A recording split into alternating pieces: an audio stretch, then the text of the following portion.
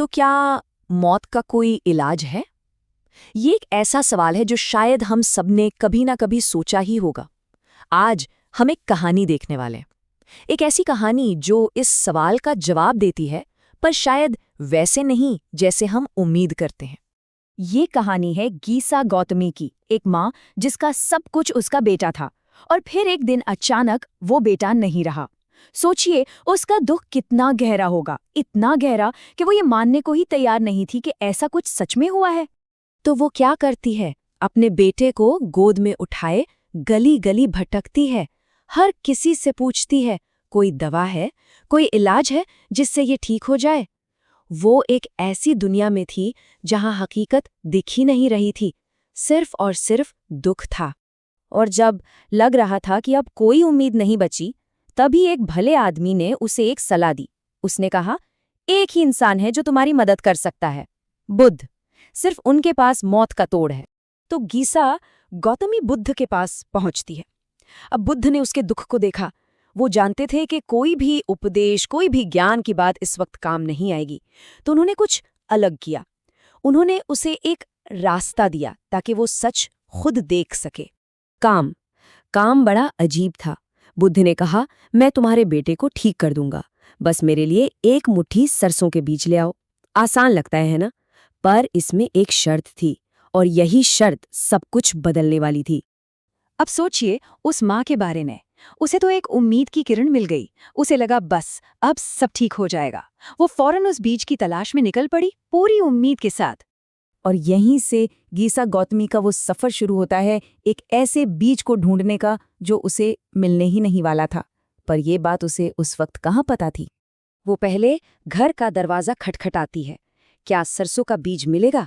जवाब आता है, हाँ बिल्कुल है, पर पिछले ही साल मेरे पिता की मौत हुई थी। और बुद्ध की शर्त, बीज उस घर से होना चाहिए जहां कभी किसी की मौत न हुई हो। वो दूसरे घर जाती है, तीसरे घर जाती है, हर दरवाजे पर वही जवाब, हाँ बीज तो है, पर मेरी बहन बीमार थी। हाँ ले लो, पर हमने अपनी दादी को खोया है।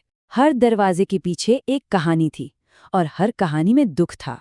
शाम हो गई, वो घर घर भटकती रही, पर उसे एक भी ऐसा घर नहीं मिला जहां मौत ने कभी दरवाजा ना खटखटाया हो। उसे धीरे धीरे समझ आने लगा कि ये काम तो नामुमकिन है। तो सवाल उठता है, बुद्ध ने उसे ऐसे काम पर भेजा ही क्यों जो हो ही नहीं सकता था? क्या ये कोई मजाक था? नहीं, इसके पीछे एक बहुत बहुत गहरा सबक था। एक ऐसा सबक जो सिर्फ अनुभव करके ही सीखा जा सकता था। और फिर वो पल आया, रात का अंधेरा, शहर की जलती बुझती बत्तियां, और उससे अचानक सब कुछ साफ साफ दिखने लगा। एक झटके में उसका दुख, उसकी पीड़ा एक गहरी समझ में बदल गई। उसे ये एहसास हुआ कि वो अकेली नहीं है। उसका दर्द सिर्फ उसका नहीं है, हर घर में हर इंसान ने ये दर्द महसूस किया है। और जैसे ही उसे ये समझ आया, उसका अकेलापन खत्म हो गया। वो दुनिया के दुख से जुड़ गई। जब वो खाली हाथ बुद्ध के पास लौटी, तो उसे कुछ कहने की जरूरत ही नहीं पड़ी। बुद्ध सब जानते थे। उन्होंने बस इतना कहा, अब तुम समझी गीसा गौतमी, मौत तो सबको आती है, ये तो नियम है। जो भी चीज बनती है वो एक दिन खत्म हो ही जाती है। और बस इस एक सच ने उसे आजाद कर दिया। अपने बेटे के शरीर से उसका मोह टूट गया। उसने मान लिया, उसने स्वीकार कर लिया कि जो जन्मा है वो मरेगा ही, ये जीवन का चक्र है। लेकिन रुकिए, कहानी यहाँ खत्म नहीं होती। मौत की हकीकत को मान लेना, ये तो बस पहला कदम था। असली सफर तो अब शुरू होना था, दुख से परे जाने का सफर। गीसा गौतमी ने सब कुछ छोड़ दिया और एक भिक्षुणी बन गई। अब उसका एक ही मकसद था, निब्बाण को पाना। निब्बाण यानी वो अवस्था जहां न जन्म है, न मृत्यु, न कोई दुख। हाँ, एक बात समझना बहुत जरूरी है। जब हम अमरता या डेथलेस स्टेट की बात करते हैं, तो इसका मतलब ये नहीं है कि शरीर कभी मरेगा ही नहीं। नहीं, इसका मतलब है दुख से आज़ादी, मन की वो शांति जिसे कोई भी चीज़ भंग नहीं कर सकती, न जन्म न मौत।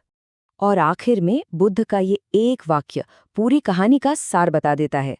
100 साल तक बिना इस सच को जाने जीने से कहीं बेहतर है कि हम बस एक दिन जिएं, पर इस अमरता के सच को समझकर। क्योंकि जिंदगी कितनी लंबी है ये मायने नहीं रखता, कैसी है ये मायने रखता है।